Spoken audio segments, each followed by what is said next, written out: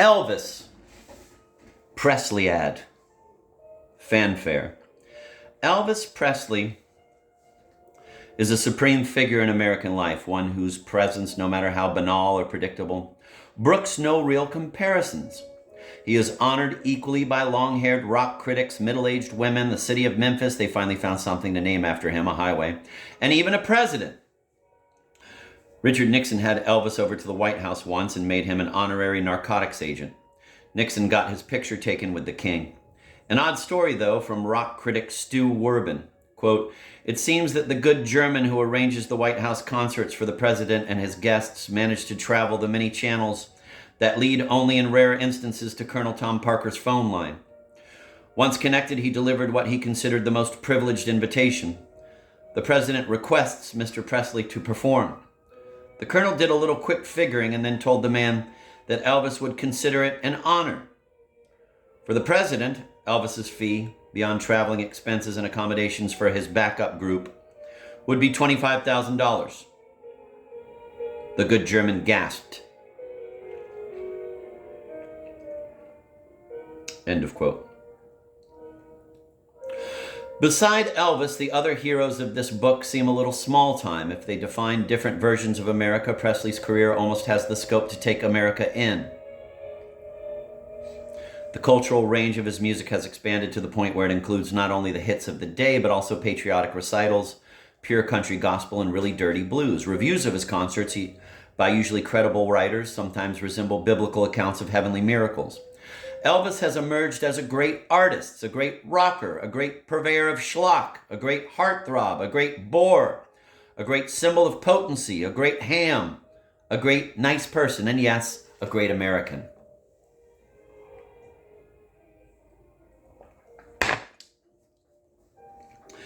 In 1954, Elvis made his first records with Sam Phillips on the Little Sun label in Memphis, Tennessee. Then a pact was signed with Colonel Tom Parker, a shrewd country hustler. Elvis took off for RCA Victor, New York, and Hollywood. America has not been the same since. Elvis disappeared into an oblivion of respectability and security in the 60s. Lost in interchangeable movies and dull music, he staged a remarkable comeback as that decade ended, and now performs as the transcendental Sun King that Ralph Waldo Emerson only dreamed about. And as a giant contradiction. His audience expands every year, but Elvis transcends his talent to the point of dispensing with it altogether, performing a kind of enormous victory rather than winning it.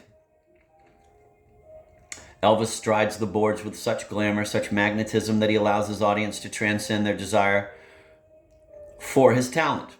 Action is irrelevant when one can simply delight in the presence of a man who has made history and who has triumphed over it.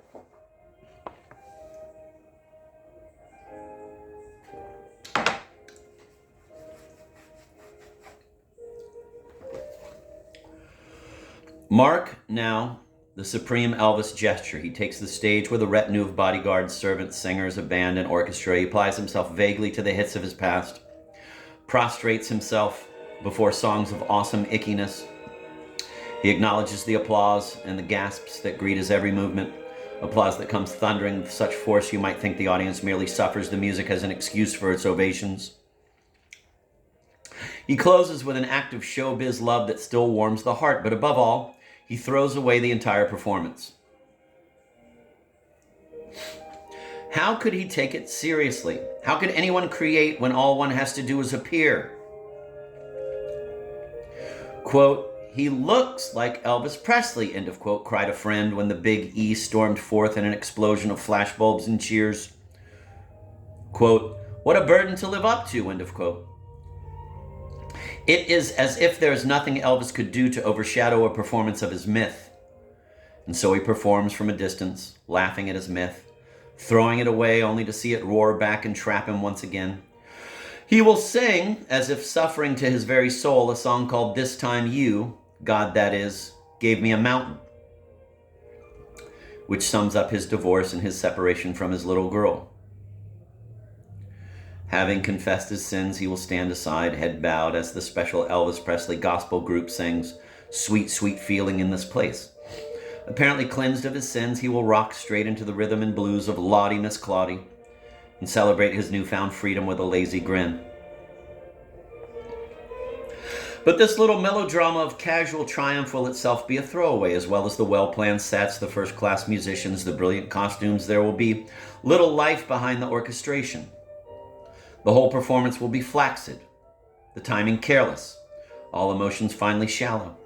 The distance from his myth necessitating an even greater distance from the musical power on which that myth is based.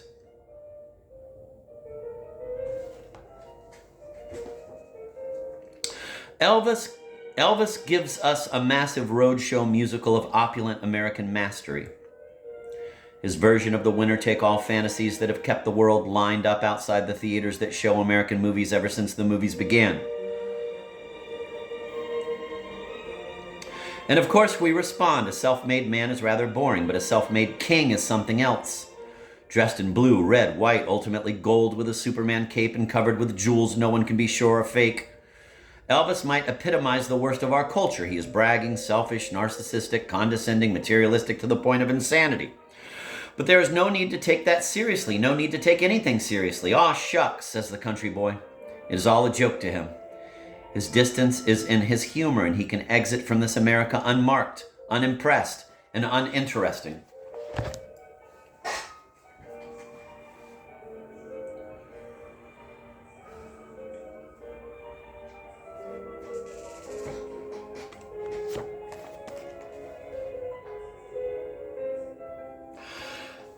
Quote, "From the moment he comes out of the wings," writes Nick Cohn, "all the pop that has followed him is made to seem as nothing, to be blown away like chaff," end of quote. That is exactly what that first moment feels like, but from that point on, Elvis will go with the rest of us, singing as if there are no dangers or delights in the world grand enough to challenge him. There is great satisfaction in his performance and great emptiness. It is an ending. It is a sure sign that a culture has reached a dead end when it is no longer intrigued by its myths.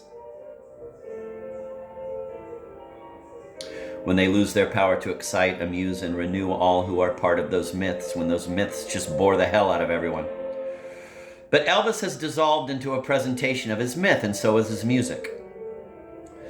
The emotion of the best music is open, liberating in its commitment and intangibility. Elvis's presentation is fixed. The glorious oppression of that presentation parallels the all but complete assimilation of a revolutionary musical style into the mainstream of American culture, where no one is challenged and no one is threatened.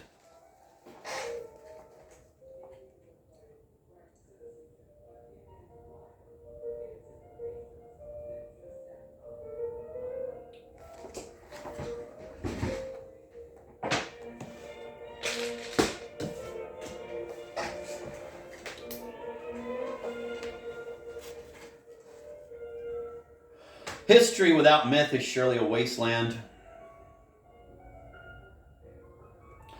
But myths are compelling only when they are at odds with history. When they replace the need to make history, they too are. When they replace the need to make history, they too are a dead end and merely smug. Elvis's performance of his myth is so satisfying to his audience that he is left with no musical identity whatsoever, and thus he has no way to define himself or his audience except to expand himself and his audience. Elvis is a man whose task it is to dramatize the fact of his existence. He does not have to create something new or try and fail, and thus test the worth of his existence or the worth of his audience. Complete assimilation really means complete acceptance. The immigrant who is completely assimilated into America has lost the faculty of adding whatever is special about himself to his country.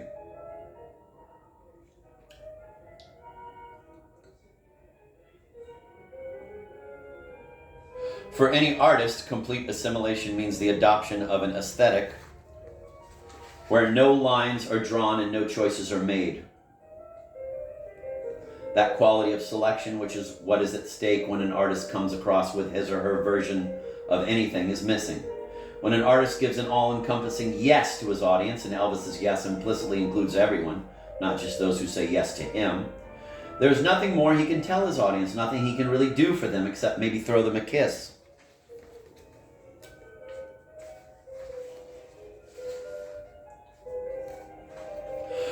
Only the man who says no is free, Melville once wrote. We don't expect such a stance in popular culture, and those who do might best be advised to take their trade somewhere else. But the refusal that lurks on the margins of the affirmation of American popular culture, the margins where Sly Stone and Randy Newman have done their best work, is what gives the yes of our culture its vitality and its kick. Elvis's yes is the grandest of all, his presentation of mastery, the grandest fantasy of freedom. But it is finally a counterfeit of freedom. It takes place in a world that, for all its openness, everybody welcome, is aesthetically closed, where nothing is left to be mastered, where there is only more to accept. For all its irresistible excitement and enthusiasm, this freedom is complacent. And so the music that it produces is empty of real emotion. There is nothing this freedom could be for, nothing to be won or lost. At best, when the fans gather around, old men and women who might see their own struggles and failures ennobled in the splendor of one who came from the bottom, middle-aged couples attending to the most glamorous nightclub act there is, those in their 20s and 30s who have grown with Elvis ever since he and they created each other years ago, and who might have a feeling he and they will make their trip through history together, reading their history in each other. At best, Elvis will confirm all who are there as an audience. Such an event, repeated over and over all across the land, implies an America that is as nearly complete as any can be. But what is it worth? When Elvis sings American Trilogy, a combination of Dixie, the Battle Hymn of the Republic, and All My Trials, a slave song, he signifies that his persona and the culture he has made out of blues, Las Vegas, gospel music, Hollywood, schmaltz, Mississippi, and rock and roll can contain any America you might want to conjure up. It is rather Lincoln-esque. Elvis recognizes that the Civil War has never ended, and so he will perform the Union.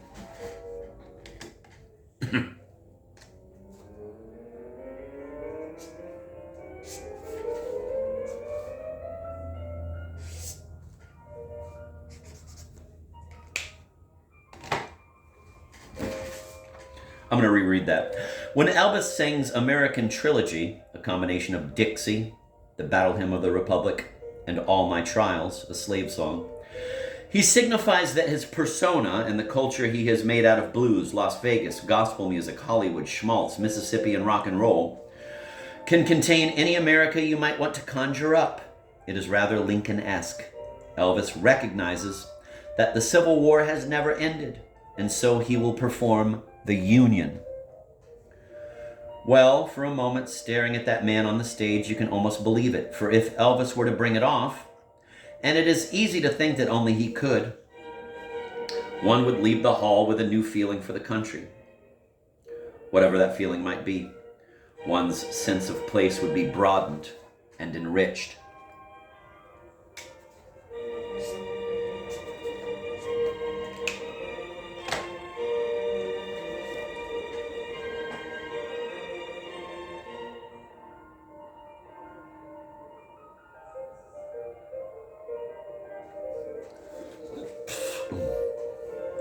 But it is an illusion. A man or woman equal to the song's pretension would have to present each part of the song as if it were the whole story. Setting one against each other, proving that one American really could make the South live, the Union hold, and slavery real. But on the surface and beneath it, Elvis transcends any real America by evading it. There is no John Brown in his battle hymn, no romance in his Dixie, no blood in his slave song. He sings with such a complete absence of musical personality that none of the old songs matter at all, because he has not committed himself to them. It could be anyone singing or no one. It is in this sense, finally, that an audience is confirmed that an America comes into being, lacking any real fear or joy. It is a throwaway America where nothing is at stake. The divisions America shares are simply smoothed away.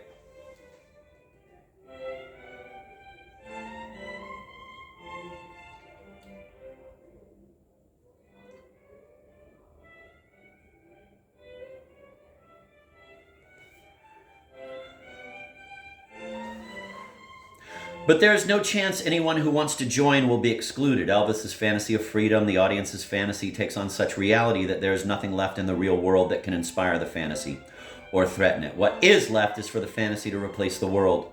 And that, night after night, is what Elvis and his audience make happen. The version of the American dream that is Elvis's performance is blown up again and again to contain more history, more people, more music, more hopes. The air gets thin, but the bubble does not burst, nor will it ever. This is America when it has outstripped itself in all of its extravagance, and its emptiness is Elvis's ultimate throwaway. There is a way in which virtually his whole career has been a throwaway, straight from that time when he knew he had it made and that the future was his. You can hear that distance, that refusal to really commit himself in his best music and his worst. If the throwaway is the source of most of what is pointless about Elvis, it is also at the heart of much of what is exciting and charismatic. It may be that he never took any of it seriously, just did his job and did it well, trying to enjoy himself and stay sane. Save for those first Tennessee records, and that night late in 1968 when his comeback was uncertain and he put a searing, desperate kind of life into a few songs that cannot be found in any of his other music. It was a staggering moment. A Christmas TV special had been decided on, a final dispute between Colonel Parker, he wanted 20 Christmas songs in a tuxedo, and producer Steve Binder, he wanted a tough, fast, sexy show, had been settled. With Elvis's help, Binder won. So there Elvis was, standing in an auditorium, facing television cameras and a live audience for the first time in nearly a decade, finally stepping out from behind the wall of retainers and sycophants he had paid to hide him. And everyone was watching.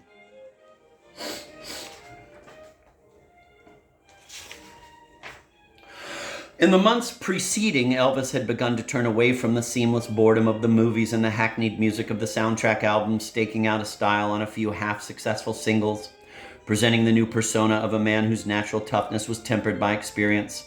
The record's big boss man, guitar man, U.S. mail had been careful, respectful efforts, but now he was putting everything on the line, risking his comforts and his ease for the chance to start over.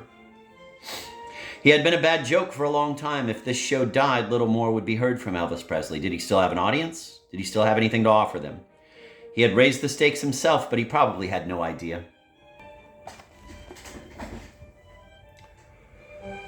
Sitting on the stage in black leather, surrounded by friends in a rough little combo, the crowd buzzing, he sang and talked and joked, and all the resentments he had hidden over the years began to pour out. He had always said yes, but this time he was saying no, not without humor, but almost with a wry bit of guilt, as if he had betrayed his talent and himself. "Been a long time, baby," he told the audience about a time back in 1955 when cops in Florida had forced him to sing without moving. The story was hilarious, but there was something in his voice that made very clear how much it had hurt. He jibed at the Beatles, denying that the heroes who had replaced him had produced anything he could not match, and then he proved it. After all this time, he wanted more than safety. He and the men around him were nervous, full of adventure. "I'd like to do my favorite Christmas song," Elvis drawls. Squeals of familiarity from the crowd, the girls in the front rows doing their job, imitating themselves or their images of the past, fading into an undertone of giggles as the music begins. Elvis sings Blue Christmas. A classically styled rhythm and blues, very even, all its tension implied, a good choice. He sings it low and throaty, snapping the strings on his guitar until one of his pals cries, "Play it dirty, play it dirty!" On a Christmas song. All right, but this is recreation. The past is the present. An attempt to see if Elvis can go as far as he once did. Within those limits, it works. It is beautiful. The song ends with appropriate and calculated screams.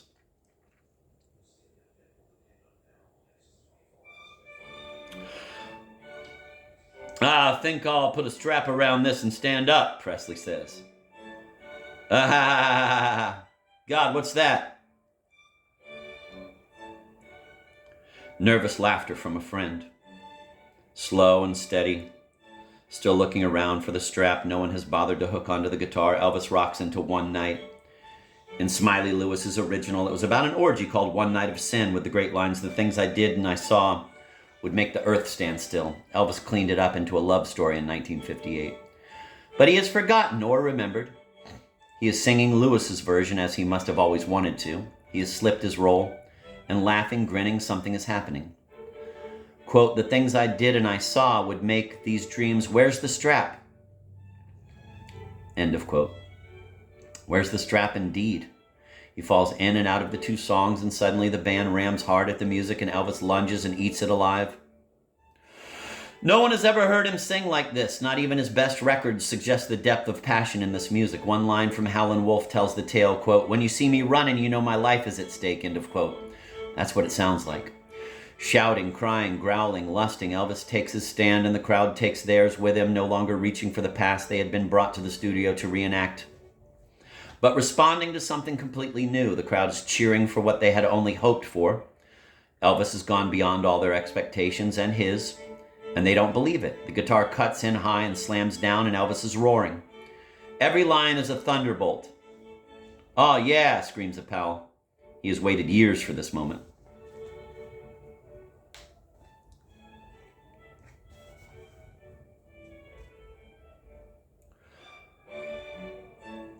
Woo, when I ain't never did no wrong. And Elvis floats like the master he is back into One Night with You, even allowing himself a little hot dog, singing softly to himself. It was the finest music of his life. If ever there was music that bleeds, this was it. Nothing came easy that night, and he gave everything he had, more than anyone knew was there.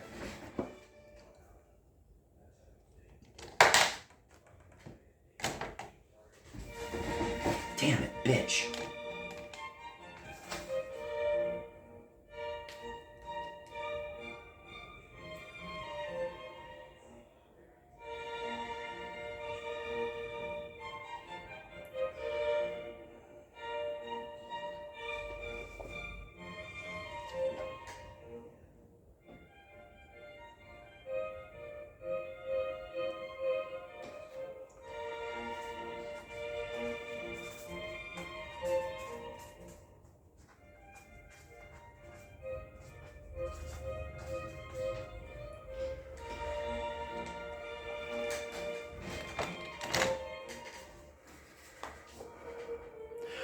Something of that passion spilled over into the first comeback album from Elvis in Memphis, into Suspicious Minds, the single that put him back on the top of the charts, into his first live shows in Las Vegas, and then his nerves steadied, and Elvis brought it all back home again. You can still hear the intensity, the echo of those moments of doubt, and the first notes of most songs Elvis sings on stage just before he realizes again that the crowd cares only that he is before them, and that anyway the music would be his if he wanted it, that his talent is so vast it would be demeaning to apply it. So he will revel in his glory, acting the part of the king it has always been said he is. And if that is a throwaway, it is at least thrown at those who want it. A real glow passes back and forth between Elvis and his audience as he shares a bit of what it means to transcend the world of weakness, failure, worry, age, and fear. Shows what it means for a boy who sprung from the poor to be godly, and shares that too. I suppose it is the finality this performance carries with it that draws me back to Elvis's first records, made when there was nothing to take for granted, let alone throw away. Those sides, like One Night, catch a world of risk, will, passion, and natural nobility, something worth searching out within the America of mastery and easy splendor that may well be Elvis's last word. The first thing Elvis had to learn to transcend, after all, was the failure and obscurity he was born to. He had to find some way to set himself apart, to escape the limits that could well have given his story a very different ending. The ambition and genius that took him out and brought him back is there in that first music. That and much more.